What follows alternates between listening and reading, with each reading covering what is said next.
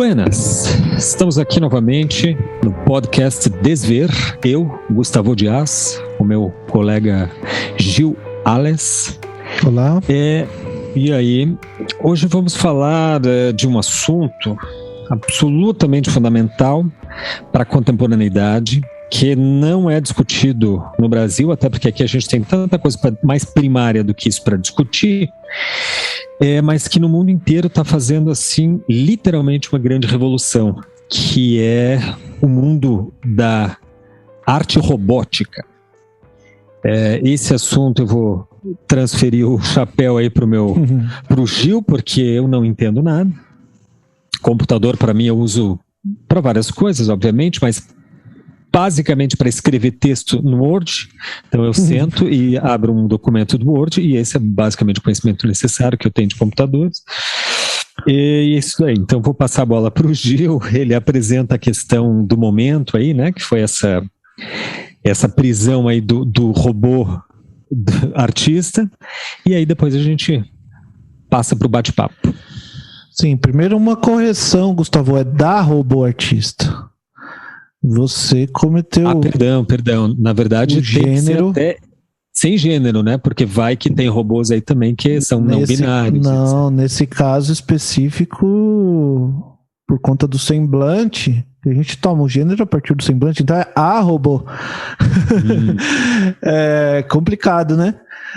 Robô tem gênero? Ah, meu amigo, agora complicou. Imagina se essa pergunta, se a gente estaria pensando nisso há 10 anos atrás. Errou, era absolutamente impensável de se pensar, né? O nome da robô é Aida, e foi criado pelo Aidan Meller, e é um robô já conhecido, né? E agora, essa semana, teve uma exposição, um evento, e no qual ele ia participar. Eu vou chamar todos os robôs no masculino, para não enlouquecer aqui, porque eu realmente não sei o que fazer. Não tem gênero neutro, né? A menos que você chame de robês. Na língua portuguesa eu não sei como faz essa história aí ainda. Mas então... e daí, ao entrar no Egito, a polícia desconfiou e achou estranho. E prendeu a robô, porque entendeu que ela era um artefato de espionagem.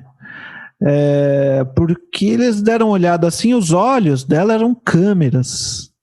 E ali dentro dela tinha um modem, que era capaz de se comunicar, né, enfim, para fora de si. Então compreendeu que ali se tratava de algo de espionagem e ficou com medo e prendeu a robô. Ela ficou presa alguns dias e foi liberada depois. Para fazer justiça aos policiais, realmente parece coisa de espionagem, né? Chega um estrangeiro com um robô que filma e transmite em tempo real as informações, pô. Sim, se é coisa de espionagem, depende do medo de cada um, né? Mas se tem uma coisa que esses robôs provocam, é medo.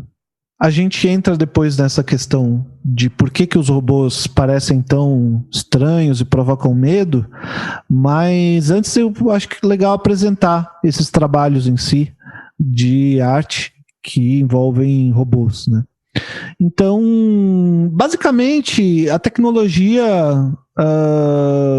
robótica, a tecnologia até da informática, sempre teve algo assim, né? Desde Alan Turing, que foi um grande criador, um grande inventor assim, da computação moderna, um inglês, sofreu horrores na Inglaterra, que proibia, era proibido ser gay. E aí ele sofreu horrores lá por conta da forma como se lidava com isso. Se não me engano, acabou se matando. Isso conta no filme, né, do Turing, um filme maravilhoso. Mas o Turing já previa a ideia de que robôs seriam capazes de pensar e que seriam capazes de se comportar, em algum momento seriam capazes de se comportar de uma maneira que um ser humano não seria capaz de distinguir se se trata de um robô, de um computador, né, ou de um ser humano. Então, daí se criou o teste de Turing, né, onde você conversa com uma máquina e alguém te pergunta: essa conversa que você teve foi com um ser humano ou com uma máquina? E daí, dependendo da tua resposta, se a resposta da maioria das pessoas for conversei com um ser humano, essa máquina passou no teste de Turing. Então... Eu conheço vários seres humanos que responderiam como uma máquina. Pois é, dependendo do ser humano, né? E daí isso veio se desenvolvendo, né? Teve um caso famoso do xadrez, né? Com a máquina, o supercomputador da IBM, que superou o Kasparov.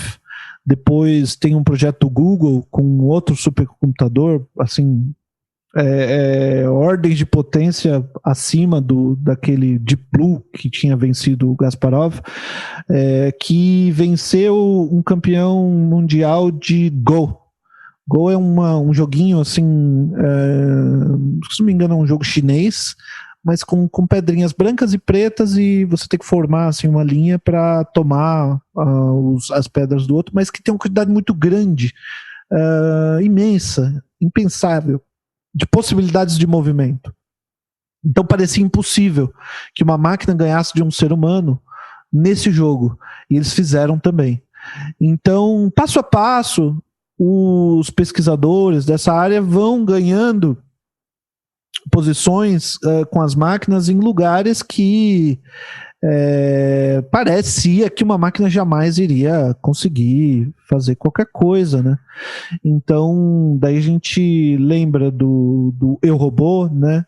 Se não me engano, é do Asimov, o livro, que virou filme também, né? Tem aquela cena em que tem um robô, um humanoide, no futuro, né? Bem no futuro, e um policial, e o robô está reivindicando direito de liberdade, né, de agir conforme suas próprias decisões, sua própria volição e tal.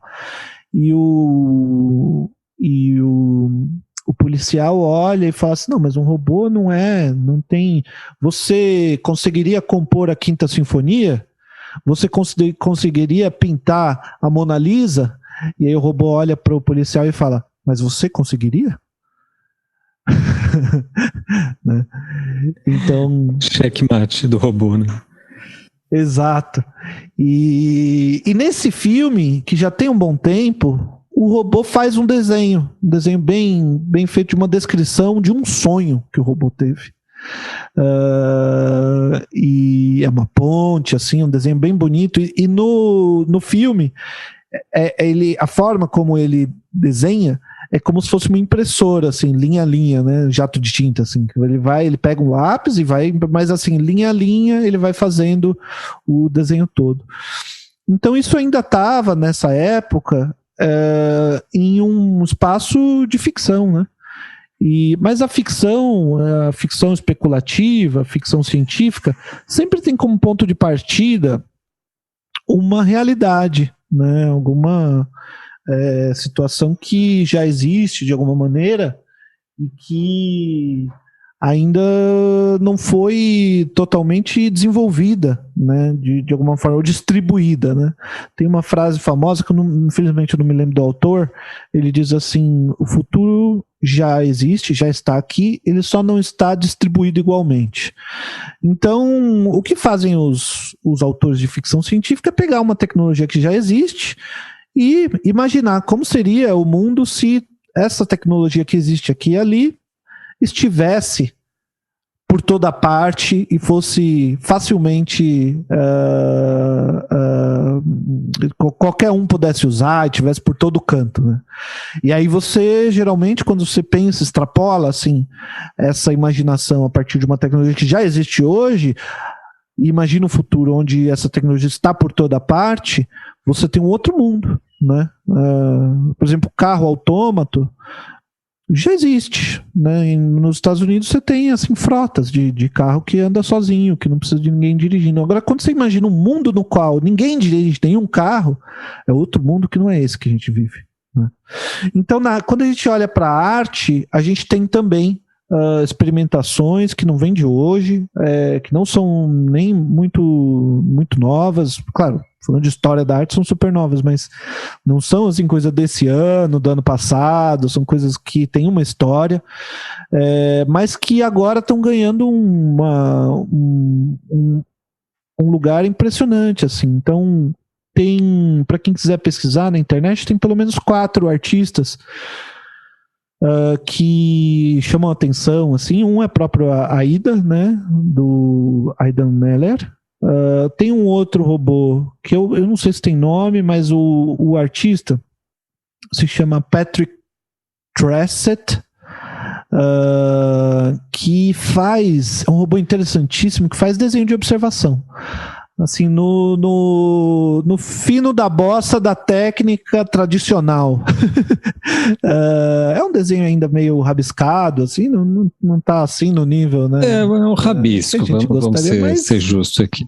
Não, digo o fino da bossa no sentido de ser desenho de observação, não do resultado. Sim.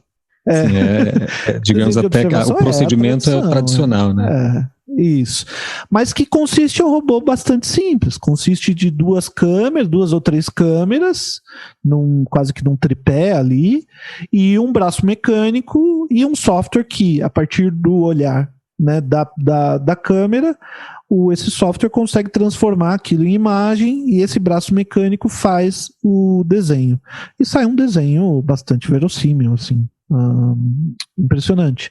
A Aida, ela causa um estranhamento maior porque ela é capaz de fazer isso. Ela usa daí como câmera os olhos, né, os olhos que são câmeras, e ela tem um rosto de mulher, ela tem um corpo de mulher, ela tem assim, ela tem seios, né, ela tem uma roupinha, tem batom e tal, e tem um braço de metal, assim, um braço mecânico.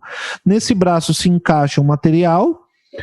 No braço esquerdo, né, se encaixa o material. No braço direito ela pode segurar a paleta, né, com a tinta, e ela vai pegar a tinta com a paleta no pincel e colocar na tela. E assim ela forma imagens que na minha opinião, são impressionantes, assim, pelo tipo de articulação que se consegue ali. O caso da Aida, né? E tem ainda um caso que eu acho o resultado bastante interessante, né? Do Pindar Van Arman. Pindar Van Arman. Esse caso, as próprias pinturas são muito bonitas, assim, muito bonitas mesmo. Bem coloridas, com bastante verossimilhança, assim, os retratos, quando é a intenção, nem sempre é a intenção das decisões do robô que ele fez. E ali já tem um software muito mais complexo, assim. Ele não está fazendo desenho de observação, ele está olhando, ele pode fazer desenhos de observação, retratos, pinturas, né, com óleo e tal, com diversas técnicas a partir de observação, mas ele pode tomar decisões artísticas. O software é programado de tal forma que não está programado anteriormente qual é a cor que ele deve usar, né? Esse do Patrick Tressett, de desenho de observação, ele tem uma única ferramenta ali, é bem simples, tem uma única ferramenta, um lápis, uma caneta, alguma coisa assim, e ele muda né, botando ali eixo X, Y, né, para cima, para baixo, para esquerda, para direita, para cima, para baixo, ele vai rodando ali aquela caneta, o lápis, e vai até formar o desenho. No caso desse, do Pintar Van Arman, ele escolhe cor a partir E a pesquisa dele, do Van Arman, é capaz de reproduzir estilos de artistas, né? Ele faz uma leitura ali do contexto estilístico de uma obra, de um repertório, e pinta um retrato seu a partir do estilo de Picasso, de Dalí, etc. Exato. Então, por fim, para citar mais um, tem esse trabalho que ficou chamado como E. David, o robô, de um cientista, na verdade, nem se coloca como artista nos materiais que eu vi, desse Oliver Deussen, que esse sim é um trabalho que também pode ter como ponto de partida uma visão ali, uma imagem, né, captada de uma câmera e tal, mas ele é diferente dos outros, o componente propriamente eletrônico não foi desenvolvido por ele é um robô comprado, assim, um robô que se usa em indústria automotiva. Ele pegou um robô de indústria automotiva e colocou o pincel na mão, ali na pontinha, e escreveu um software que é capaz de fazer pinturas assim muito impressionantes, ou desenhos muito impressionantes em diversos estilos. Como uma pesquisa, enfim, em computação, não uma pesquisa em arte. E você vê a diferença, né, desses trabalhos entre esse do Oliver Deussen e os outros, é que esse do Oliver Deussen você não vê nenhuma diferença assim, estética nos trabalhos ali, são mais ou menos cópias, né, assim, de outras obras e tal.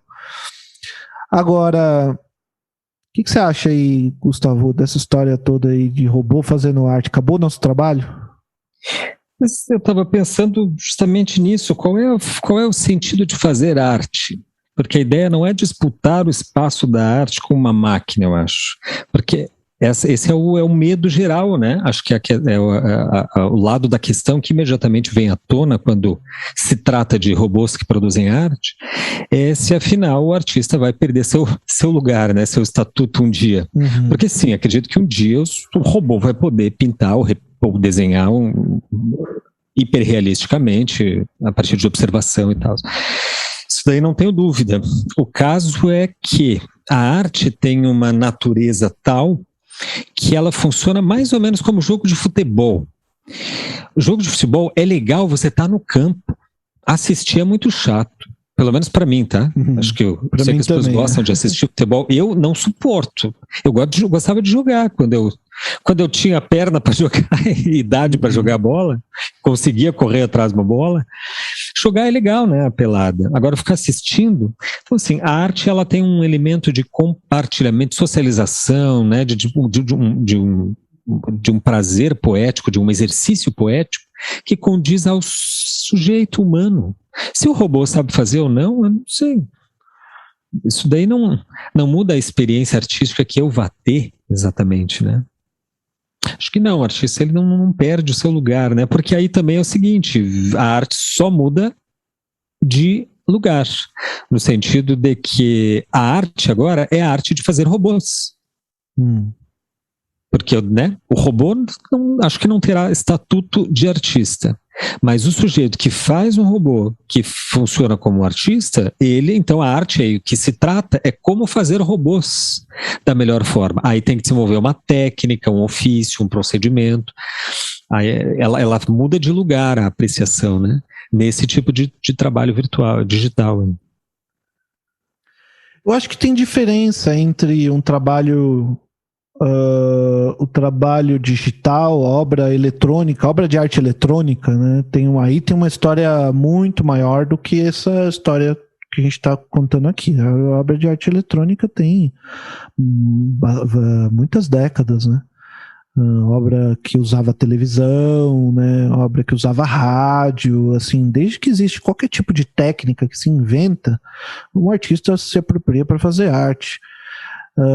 Agora, o que tem de diferente nesses trabalhos é o uso da inteligência artificial. E como é que funciona isso? Toda vez que você ouve falar, que você ouve a expressão inteligência artificial, você pode substituir por aprendizado de máquina, que fica mais fácil de entender. E é tecnicamente, geralmente é tecnicamente mais correto. Aprendizado de máquina funciona assim. Eu programo, eu como desenvolvedor, um programador, né, de software, programo um software que é capaz de aprender. Porque é muito diferente, Gustavo, eu escrever um software que pinta um quadro, onde eu digo para ele assim, se a imagem captada na câmera, vamos supor que a câmera está diante de uma paisagem, né? Aí eu digo, se a imagem diante da câmera for verde, no primeiro quadro à esquerda, pinte com o pincel uma pincelada verde. E vou seguindo, ponto a ponto. Isso é o que a TV faz, mais ou menos. A TV é um componente eletrônico, não passa por programação e tal, mas o monitor de computador, quando está passando um filme do Netflix, ele está fazendo isso. Tem um software que diz, o primeiro pixel à esquerda em cima deve ser da cor tal, e ele compõe um mosaico, né, de pixels que são tão pequenininhos que a gente não enxerga, e vai compondo esse mosaico o tempo todo. Você tem essa impressão de que tem uma imagem em movimento, algo completamente distinto do cinema, que eram realmente, né, imagens captadas por um filme que em sequência eram substituído um filme pelo outro numa velocidade tal que você parece que tem uma continuidade, né, no olho humano. Agora, então, uma coisa é você programar um software que controla um robô que pinta um quadro a partir de uma referência qualquer, seja algo que está sendo captado em tempo real ou uma referência que já estava ali no banco de dados desse software. Outra coisa é a inteligência artificial. Inteligência artificial, eu não programo o que o robô vai fazer. Eu programo apenas o robô a aprender a fazer aquela atividade.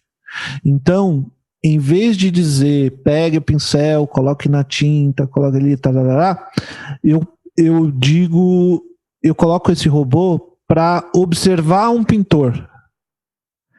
E aí ele observa você e vê que você com a sua mão está pegando esse objeto, o pincel, e está molhando na tinta, e ele vai fazer um negócio completamente cagado na primeira vez. Totalmente, ele não vai nem conseguir pegar o pincel. E você deixa ele aprendendo. E aí, mais um pouco, uma hora ele vai conseguir pegar o pincel com a mãozinha dele. Ele vai conseguir daí molhar o pincel na tinta com muita tentativa e erro. É um processo completamente desastrado, completamente tosco. E ele vai ali acumulando conhecimento e vai aprendendo essa atividade. Até que chega um ponto em que ele realmente é capaz de dominar aquilo que ele foi ensinado a aprender. Aquela técnica.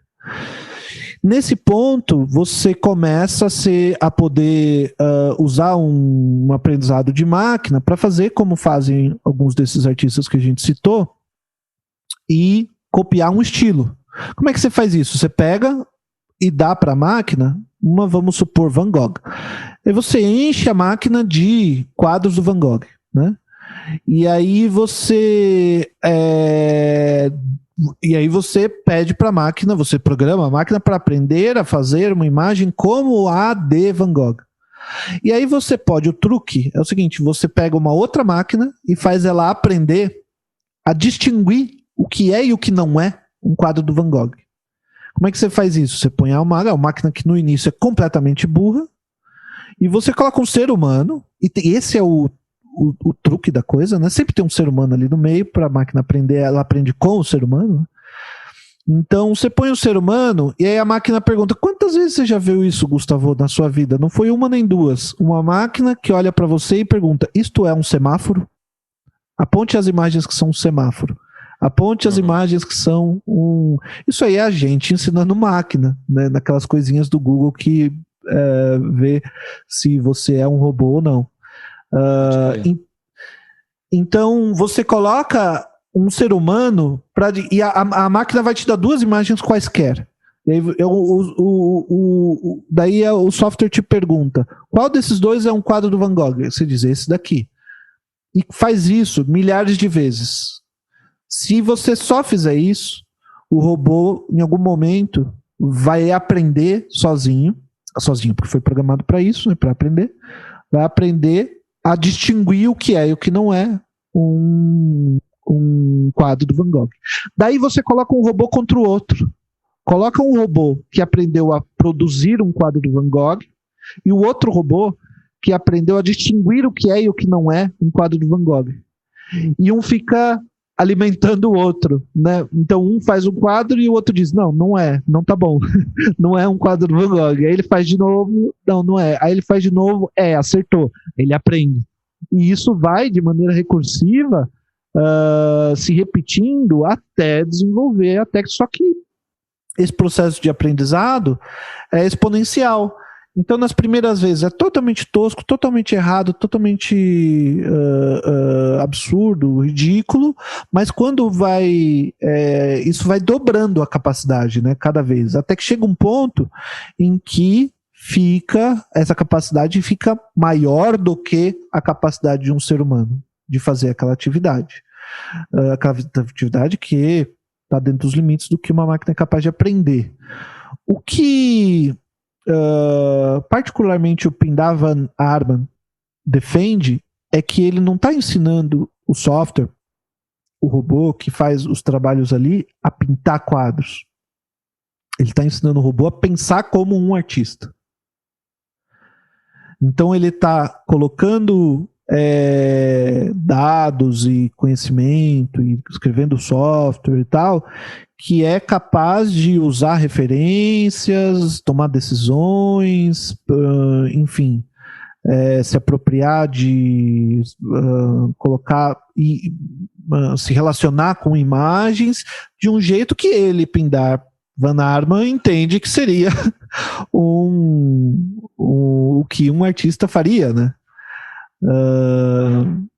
Então percebe, é diferente, né? O olhar do, assim, programar um robô para pintar e esse mecanismo aí de inteligência artificial.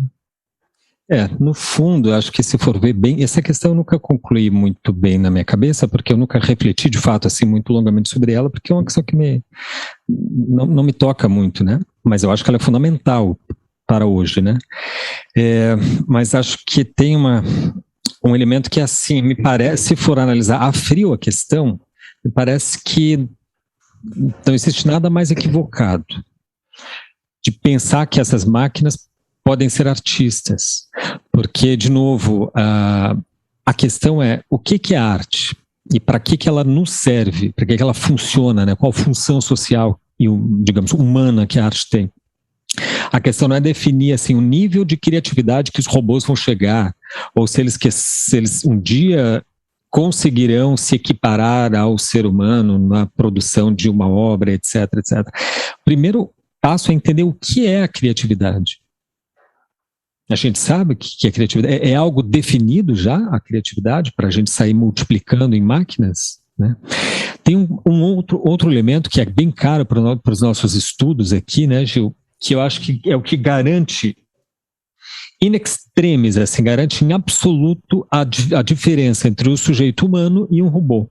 Os robôs não têm inconsciente, enquanto eles são combinações de infinitas possibilidades algorítmicas, que são, portanto, adições, né, de dados e mais dados e mais dados. O ser humano é o contrário. Ele não é só um composto de dados e informações e justaposições de dados. Ele é composto de falta. Para o robô assumir o estatuto humano, a questão não seria colocar mais dados na programação ou melhorar a programação, mas A questão é o que falaria a falta de elementos constitutivos desse robô? Porque o que nos fala e nos torna demasiadamente humanos não é apenas o conteúdo manifesto, aquilo que a gente expressa, aquilo que a gente pinta, aquilo que a gente desenha, aquilo que a gente fala, mas o conteúdo latente, ou seja, o inconsciente, né? E esse inconsciente é feito, o centro dele não tem centro, é um sujeito sem si mesmo. Isso eu acho que é o que garante, assim, definitivamente, o que garantiria, né, a diferença entre nós e os robôs. No caso da arte, a arte se faz muito mais do acaso, do que o próprio artista não prevê, do que aquilo que ele pode, do repertório imagético dele. Então, se o robô é capaz de ter um repertório infinito de coisas, assim, grandes coisas. A arte não se produz somente de elementos, de repertórios, de imagens já colocadas no mundo. Ela surge de um acaso. Eu acho que seria difícil, talvez possível, não sei, aí você me diz, Gil, mas acho difícil que o robô, eu entendo que o robô possa aprender a pensar como um pintor, mas acho difícil ele aprender a pensar o acaso, porque o acaso é imprevisível, senão não é acaso. Pois é, mas eu vou contrapor esses teus argumentos. É raro, né, Gustavo, a gente discordar nesse podcast, que faz desse podcast um pouco chato às vezes. Mas quando é mais legal quando a gente discorda. Treta, a gente adora. É mais legal, né? Eu discordo de você. Primeiro porque quando a gente fala de inconsciente, eu sei que estou me arriscando, mas é isso que é legal, né? Inconsciente é o que? No Lacan, o inconsciente se estrutura como uma linguagem. E programação, primeiro que programação é linguagem, ponto. Ponto. Não é nem matemática, é linguagem, é uma língua. Ele está escrito de forma com sintaxe, com gramática, com uma série de significantes que vão se estruturando, que são escritos, como um escritor escreve um romance, são escritos por um programador. O código que é escrito ali não é uma coisa fria, ele tem estética, tem beleza na programação. Os programadores entre si falam disso de maneira muito corriqueira. Falam assim, nossa, o código do fulano é muito bonito, sabe? Porque não é igual. Você pode programar, fazer a mesma função, né, do software, função dele, assim, sei lá, colocar o negrito. Eu clico na palavra, aperto o botão do Nzinho ali, ele muda a fonte para ficar negrito. O funcionamento é o mesmo. Pode ter um programador que escreve isso de um jeito, como eles chamam, macarrônico, um jeito deselegante, um jeito verborrágico, e um outro programador que escreve isso de maneira elegante, inteligente, bem feita, que está bem organizado. Então tem esse monte de adjetivos que são usados na programação, né? Porque tem uma noção estética em torno da programação em si. Mas para um passo além disso, o momento em que a ciência de aprendizado de máquina está agora, e que é colocado como uma questão, é se a inteligência artificial vai ser capaz de ensinar as máquinas a aprenderem a língua, né? Então tem muito estudo hoje, por exemplo, no campo da computação semântica, onde você pode, assim, o robô consegue distinguir, isso a gente vê no Google, né? Você coloca uma palavra, dependendo da frase, ele fala para você não quis dizer tal coisa, quer dizer que ele entendeu o sentido do que você queria dizer. Não é ali, ele percebeu que você cometeu um equívoco de sentido, porque os significantes que você escreveu ali, então, nenhum deles era uma palavra. Quando você coloca uma palavra que tem um erro de digitação, tudo bem, aí não é essa questão, né? Mas quando é um erro de realmente se queria escrever déjà vu e escreveu Djavan, ele vai perguntar, você não quis dizer, dependendo da frase, né? Eu quero ouvir uma música do déjà vu. Ele vai, você não quis dizer Djavan? E se você disser assim, o que significa quando eu tenho um lapso de memória como um Djavan, ele vai perguntar, você não quis dizer déjà vu? Então, você... Então, o ponto é que o ponto que se está hoje na tecnologia é se a gente consegue ou não, e essa é uma questão ontológica, né? Porque a gente entende, mesmo a partir do Lacan, que o que distingue o ser humano, né, o que nos coloca como sujeitos é a linguagem, né? Então, se um robô é capaz de falar, é capaz de ouvir, escutar, e é capaz de conversar de uma maneira que não foi prevista que ele o fizesse, e é isso que você consegue com o aprendizado de máquina, diferente de uma programação, né, linear ali, o aprendizado de máquina vai para além daquilo que o programador imaginava que a máquina seria capaz de fazer. Porque ele só ensinou ela a aprender. Ele não ensinou ela nenhuma atividade além dessa. Então a máquina pode aprender coisas que ele não esperava que ela aprendesse. Por exemplo, já teve muitos casos usando assim inteligência artificial em que colocaram, tem um caso emblemático assim, que colocaram uma máquina para aprender a fazer comentários na internet. E daí, como que fizeram? Esse mesmo procedimento que eu já expliquei. A máquina então leu milhões de comentários de sites de notícia e foi aprendendo como é que se faz aquilo. Aí o objetivo era que ela fizesse isso como um ser humano faz.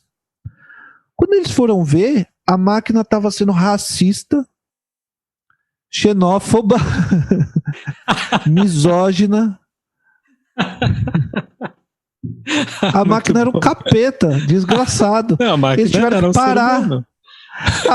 Eles tiveram que parar o experimento porque eles olharam e falaram, bom, a gente vai ser processado, vai dar um problema aqui, porque a máquina estava assim, ela aprendeu. Ela aprendeu exatamente o que ela regurgitou o que ela aprendeu, tava né? Fazendo igual, né? E a gente, ser humano, aprende linguagem assim, a gente aprende copiando como que o outro fala, como o papai fala, como a mamãe fala e tal. Então, o acaso na programação, eu acho que é mais fácil, eu chutaria que é mais fácil você conseguir o acaso na programação do que um ser humano. Porque o acaso tem fórmula matemática para conseguir o acaso, sabe? Existem fórmulas para atingir o que eles chamam do randômico, né? Algo que é imprevisto. Isso na computação, isso é mais ou menos trivial, sabe? Você conseguir, a partir de um número tal de elementos, você conseguir um resultado que ninguém consegue prever qual vai ser. Isso é mais ou menos trivial na computação. Agora o que eu me pergunto, e aí eu coloco para você dar sua opinião de novo, é a questão da arte como mercadoria. Como mercadoria. Se os robôs conseguirem criar, né? Não reproduzir. Reproduzir a gente já tem hoje, né? Eu posso pegar e já tem um mercado para isso, né? De gravuras, né? Eu posso ter aqui na minha casa qualquer quadro de um artista que eu quiser. E eu até tenho uma coisa ou outra, as pessoas, né? Os meus colegas de história da arte, eu chego na casa deles, tá para tudo que é lado gravura das pinturas que eles gostam, assim, impressas, né? E então, assim, você pode ter na tua casa, bem impresso, qualquer coisa. Mas assim, imaginando que o cara seja, que o computador seja um robô, seja capaz de criar uma obra que ninguém nunca fez, que ninguém imaginou e que ele não foi programado assim para fazer, que não vai se repetir, e que é única mesmo, e que tem uma atratividade num sentido de beleza, e você pode, Gustavo, programar um computador, uma máquina, para olhar o mercado de arte. Isso é muito louco. E o cara que fizer isso vai ganhar dinheiro. Eu aposto que se alguém fizer isso, você pode colocar ele na SP Art. Pera, então nem dê a ideia. Nem fale, dê a ideia, vamos fazer nós não, isso aí. Você pode usar essa inteligência de máquina para andar ali na SP Art, nas feiras de arte, e pegar só os quadros que foram vendidos nessa edição, todos eles, aprender o gosto do comprador e fazer obras de arte que estão de acordo com o gosto do comprador, da média dos quadros mais vendidos, e reproduzir obra desse tipo, e colocar lá na próxima SP Art uma barraquinha do robô. Até que chega o ponto em que a barraquinha do robô está vendendo mais do que as outras. E aí o mercado vai comprar a arte do robô e não vai comprar a arte do ser humano sem saber. De repente, a gente estava falando no outro episódio que você tem atribuição, é um problema, né? Atribuição é uma... Então, no momento em que aconteça com a pintura, com a escultura, sabe, com essas atividades que hoje a gente chama de arte ainda por algum motivo, ou esses artefatos eu estou falando, né? Quando for fazer algo assim, seja tão trivial quanto uma impressão, que um dia foi arte de extrema técnica, na impressão de uma gravura, era trabalho de gravadores que você precisa, numa gravura de um grande, de um Dürer, você vê tem a assinatura do Dürer e a assinatura do gravador. Ele é tão artista quanto o outro, né? Um puta trampo. Um impressor, depois. Um impressor, isso. Então, hoje você bota na impressora e faz uma impressão. É trivial. Então, quando for trivial fazer uma pintura a óleo, uma gravura com uma xilogravura, uma escultura em mármore, o que vai acontecer? Para onde vai o trabalho do artista? Eu gostei do teu argumento, mas eu acho que ele tem uma estrutura aí sofística, digamos assim. Vamos esquentar a treta aqui. O público, depois vocês aí digam aí se ficou, quem que vence aí a discussão, se ficaram do lado de quem, do meu ou do Gil. Porque o Gil usou um argumento muito interessante. Eu disse assim, os robôs não podem ter inconsciente. Aí o Gil diz, não, mas para Lacan, dentro da psicanálise, o inconsciente se estrutura como linguagem. Se o robô aprende linguagem, porque afinal é disso que se trata, né? Ele é uma linguagem gráfica, então ele pode ter inconsciente. Se ele pode aprender e programar um acaso, ele também pode produzir obras que incorporem o acaso, porque eu tinha antes defendido que a arte ela se faz de acasos, né? É assim que se dá o processo criativo. O que eu responderia seria assim, ou triplicaria aqui, uma coisa que eu não sei se é possível, porque minha inteligência não chega tanto, que é uma pergunta primeiro. Não sei se tu saberia responder, Ju, que é, na computação, o acaso pode ser programado? Você disse que dá para programar colisões imprevisíveis. Isso, você isso, pode... Né? Você pode, a partir de uma... você pode... Tem duas coisas, né? A partir de um número... Tem uma coisa, por exemplo, que eu uso todo dia. Tem um ritual que eu faço com os programadores com quem eu trabalho, no meu trabalho, que a gente faz uma rodinha, que nem aquela roda da felicidade, lá do baú da felicidade, enfim, aquela roda da fortuna. Para sortear quem que vai ser a pessoa no dia que vai fazer uma atividade lá que é meio chatinha. E aí a gente transforma isso numa brincadeira, a gente sorteia todo dia. E aí tem um software que gira aquela rodinha e o resultado, a gente tem assim uma garantia matemática de que o resultado é randômico. Não tem como prever qual vai ser o resultado. Bem pessoal. Mas tem uma quantidade limitada de possibilidades que são aquelas que estão ali naquela lista. Eu não tenho como prever qual vai ser o resultado, o escolhido, mas tem uma quantidade limitada. Outra coisa que acontece no aprendizado de máquina é que as possibilidades de ação estão para além, elas estão limitadas àquilo que a máquina já aprendeu, né? Mas estão para além daquilo que poderia ser previsto pelo programador que programou aquela máquina a aprender. Né? Como porque ela vai aprender, ele não sabe o que ela vai aprender ainda. Exato. Entendi. Mas mesmo assim, o ponto que eu discordaria de fato seria como que a máquina, o robô, reage a esse acaso. Porque eu acho que é isso que nos torna artistas, né?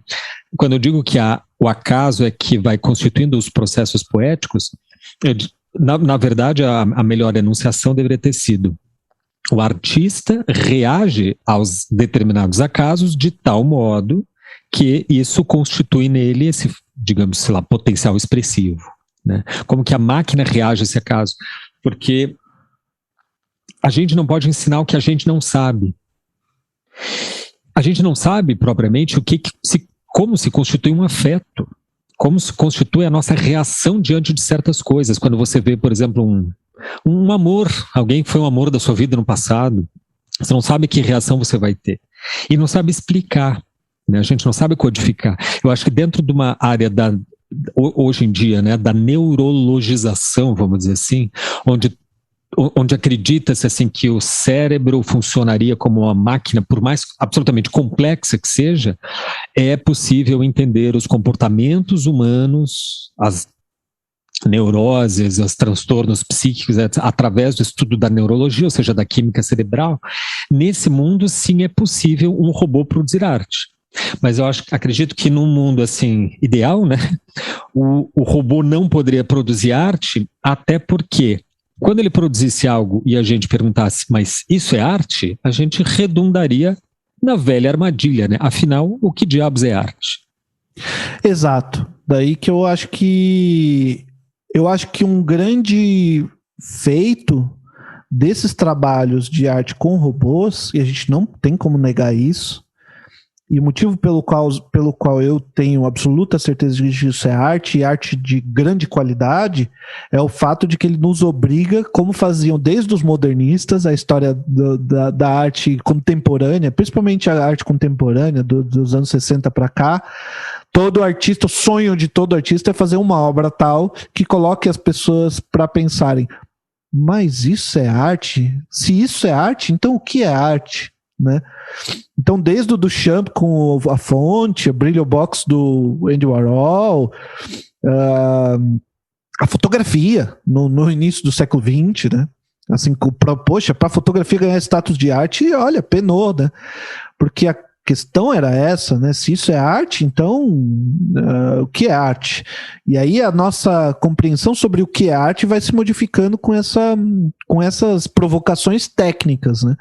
E eu acho que aqui na arte que os robôs são capazes de criar, e tomando como suposição que eles sejam capazes de criar no sentido de fazer algo que ninguém nunca fez e que não foi alguém que disse para ele fazer daquele jeito, né? Mas algo que ele articulou imagens e tal, e fez de um jeito que ninguém previu. Isso coloca a gente para pensar o que é arte. E ao fazer isso, pronto. Ele realiza a missão artística. Exato, pronto. Não é que aquele objeto, aquela pintura é arte porque é uma pintura bem pintada, porque é uma pintura a óleo, ou porque é carvão, sabe, ou porque é o estilo tal. Não, ele colocou a gente para pensar o que é arte. Então, na boa, então é arte, né? Agora, agora eu tô constrangido de ficar desse lado da treta, porque eu tive uma ideia sobre o outro lado que é mais interessante. Não, é esse lado aqui já, agora já tem gente aqui. Agora tu fique no teu e defenda aí. Tô brincando.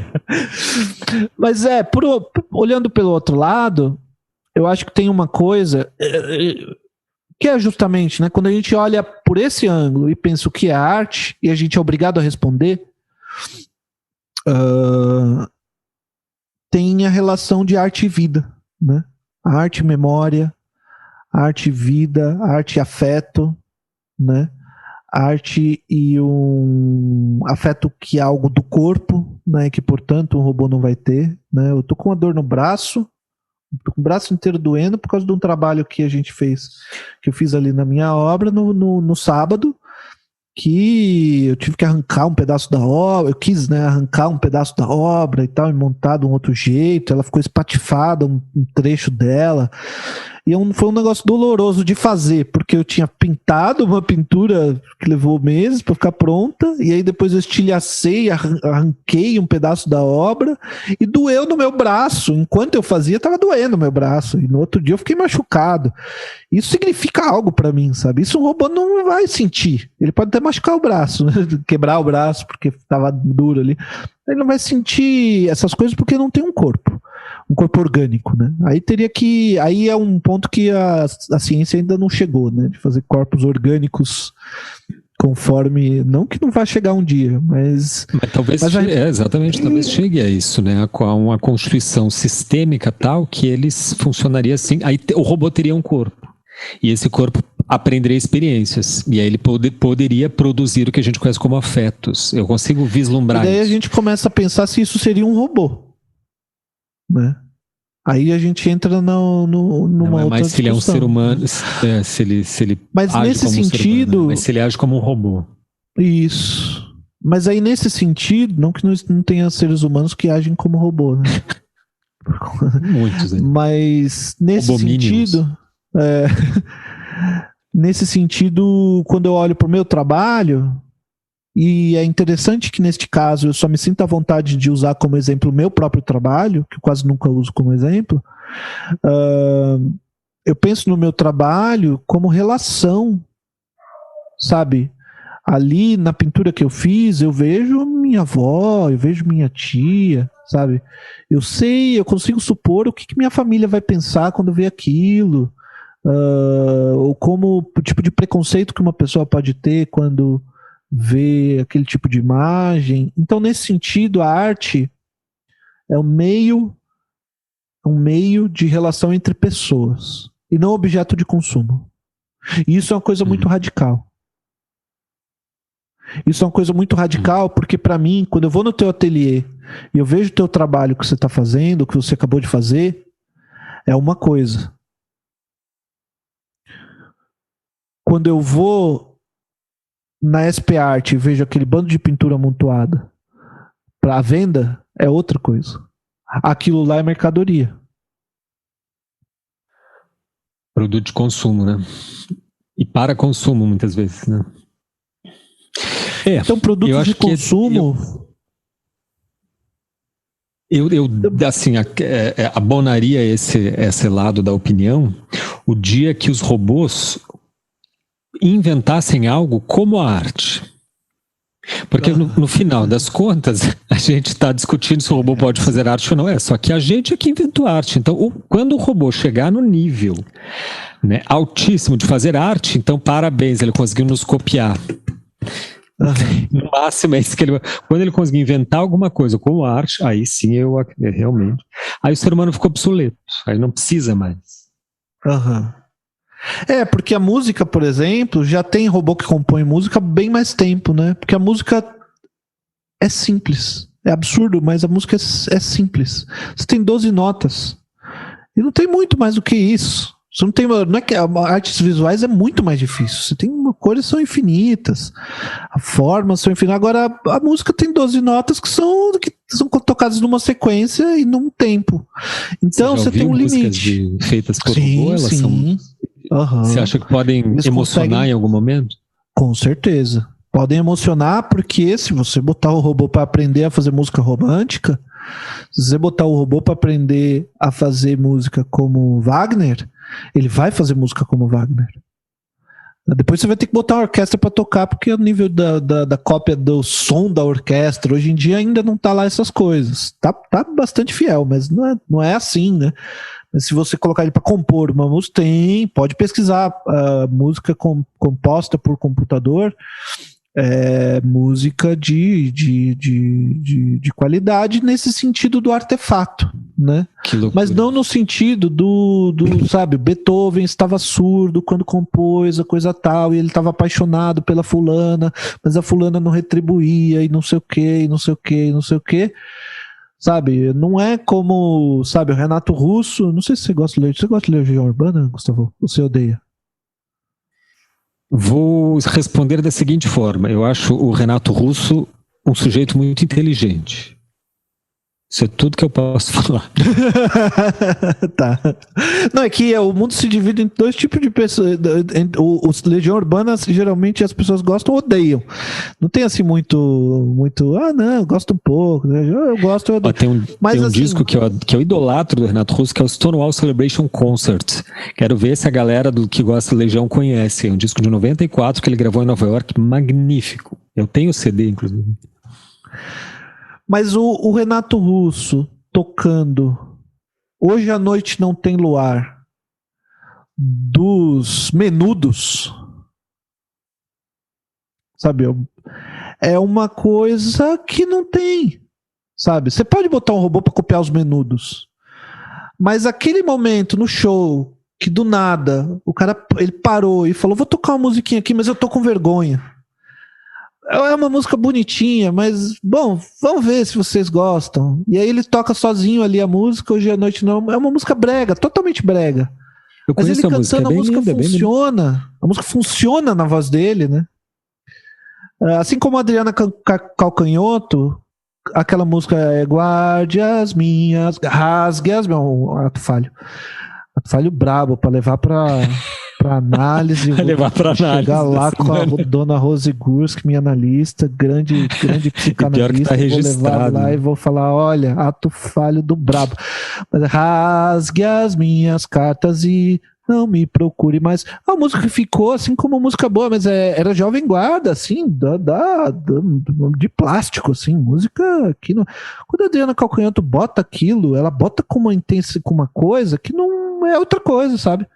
Isso não dá para o robô fazer, porque isso tem a história daquela pessoa ali, sabe? Isso tem a história daquela pessoa ali. Ou como quando então, Caetano e a minha história, Peninha, por exemplo, né? Isso, eu tava pensando nisso também, né? Então, assim, você pode botar um robô que copia o Caetano Veloso, sei lá, algum dia. Mas o Caetano Veloso cantando Peninha, você não vai conseguir. Entendeu? Inclusive, o Porta dos Fundos fez essa semana um vídeo justamente com o próprio Caetano, né? E onde ele comenta da música do Peninha. Eu vi. Acho que teria a dizer aí aos ouvintes que se pronunciassem, porque os argumentos acho que estão colocados, né, Gil? Mais ou menos conseguimos colocar aí 12 campos. Talvez em algum momento a gente volte a fazer um outro programa sobre isso, se tiver algum retorno aí do público, né, se gerar algum interesse nessa questão. Aconselho muito a seguirem assim essa temática aí nas redes, porque é um assunto muito interessante do momento e ele vai se tornar cada vez mais fundamental, assim, né? Não é só Bitcoin que é importante, o destino da arte depende um pouco desse regime tecnológico, né?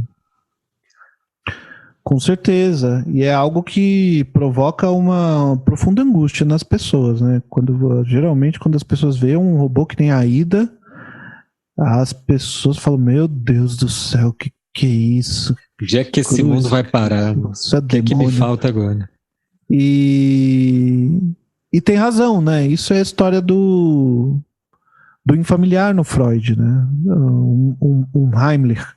É um trabalho bem curto do Freud, bem tranquilo de ler, onde ele comenta um conto do E.T.A. Hoffmann, que chama O Homem de Areia, que é justamente a história de um cara que se apaixona por um autômato, por uma boneca.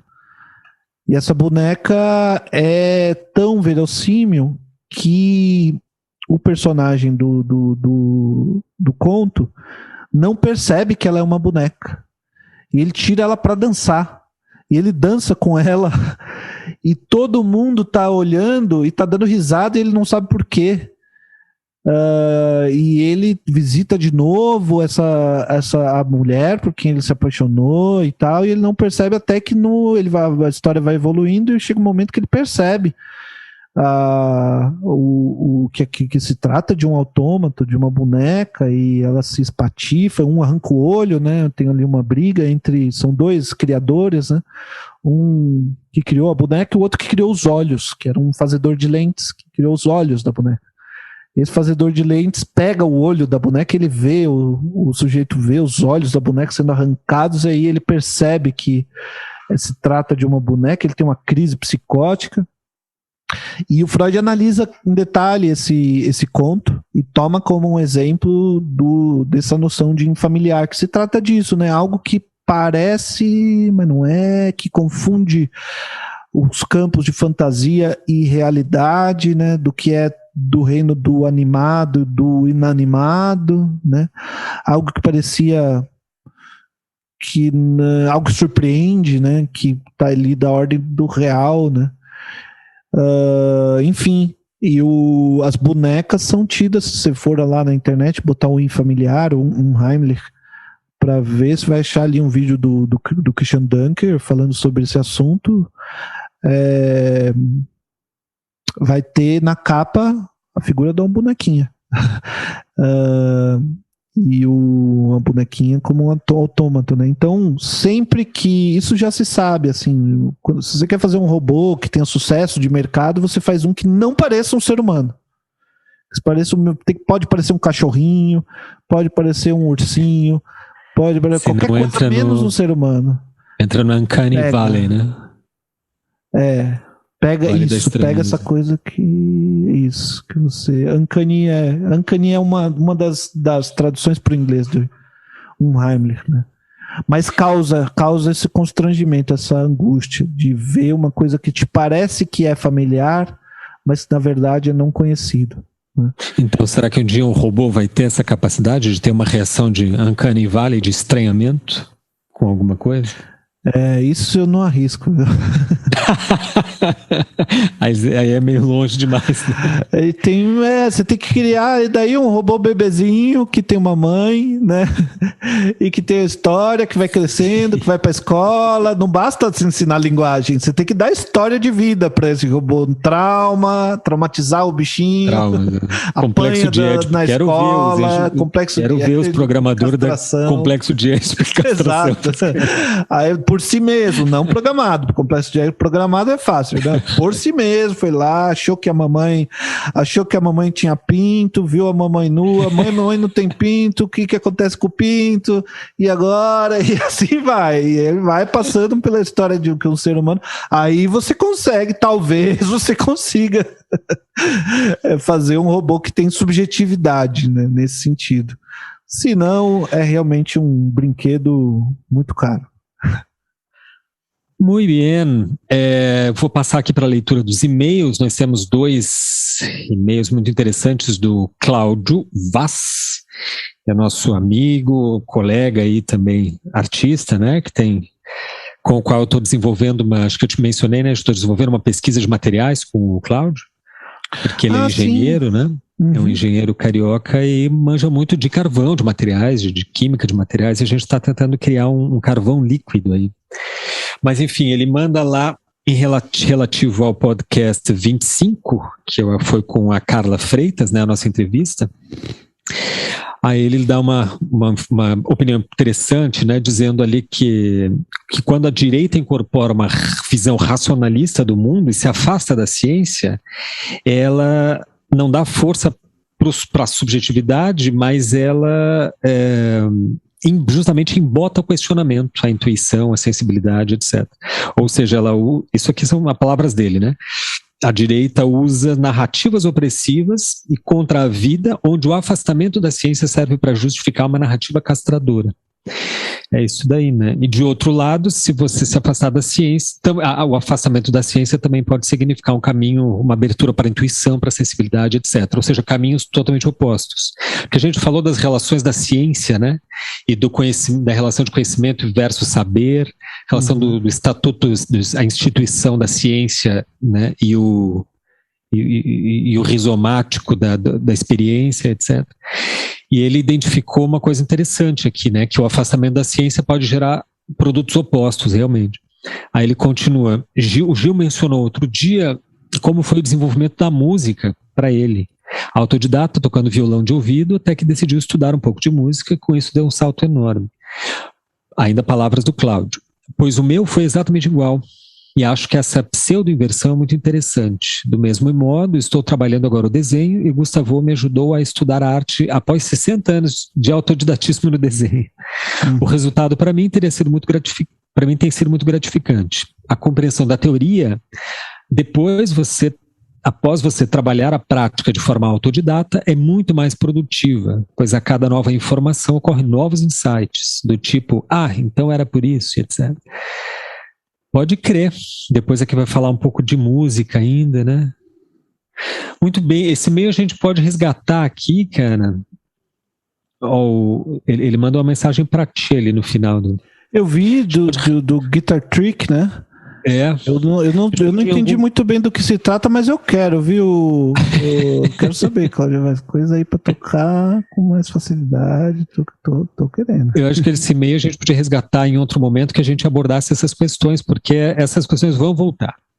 Certamente vai ter retorno, né? Até porque é um conglomerado, um aglutinado de várias essa questão da que a gente técnica abordou. E como a técnica, um pouquinho de estudo da técnica, da tradição técnica faz às vezes a gente dar um salto rápido, né, em coisas que a gente passou muito tempo se matando para aprender como autodidata, né? É bem interessante. Pode crer. E manda-nos outro e-mail, queria agradecer ao engajamento aí do Cláudio. Muito obrigado por ouvir e acompanhar e entrar no debate, mas esse eu vou deixar para um episódio à parte, porque é um e-mail muito longo e a gente está batendo aqui já o horário e acho que ele é muito interessante, não quero passar assim por alto, porque acho que vale a pena a gente pensar nele e de repente tornar isso aqui um tema mesmo de debate aqui de algum episódio. Tá bom? Valeu. Muito obrigado, Cláudio, pelo retorno. É isso, Gil. Quem vai ganhar essa treta, hein? Pois uma votação, né? Uma enquete. A enquete você acha que os robôs podem um dia substituir os artistas? Mas aí eu perco, né, Gustavo? Responda aí sim ou não. Não, a pergunta você acha que eu já tenho meu lado aqui. Não, colocaria só uma emenda assim, ó. Você acha que um robô pode substituir um artista no mercado de arte? Aí eu ganho. Sim. Ou um artista contemporâneo. Isso, no mercado de... Olha, rapaz. Eu aposto que o robô, com um artista contemporâneo na média, assim, que a gente vê em alguns lugares, o robô faz melhor não só a obra, como o conceito. Aquele texto conceitual. Eu sou capaz de dizer que o robô escreve o edital, ganha o edital. Na verdade já tem, né? Chama gerador de lero-lero. Exatamente.